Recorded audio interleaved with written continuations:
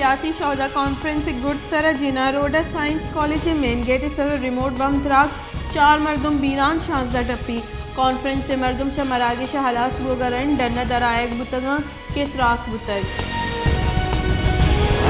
Chief army staff general Qamar Javed Bajwa college of physicians and surgeons Pakistan पंजा 4वीं convocation तरान कनाना गुश्ते के पाकिस्तानी माहलू के जान सलामती हाथरा मुल्क के दुरानी हस्ती सहूलत कारमर्स कनकबा मुल्क का डॉक्टर और सिपाही ई मुल्क के हीरोआ।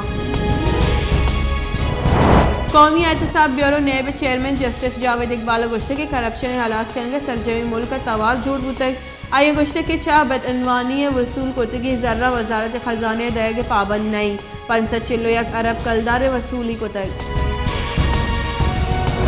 मुस्लिम लीग नून सीनियर राशून एहसन इकबाल गुश्ते की दुनिया ता हेच मुल्क मरकजी बैंक के चुशी वतवाकी नेस के मैं सरकारा वती मरकजी बैंक का दिया गई मई बाबत हुकूमत और अपोजिशन राशून को गेंदोनिंद करी और माँ पाकिस्तानी मुस्तकबिल और वती आव की नस्ल रहन कुत न करी।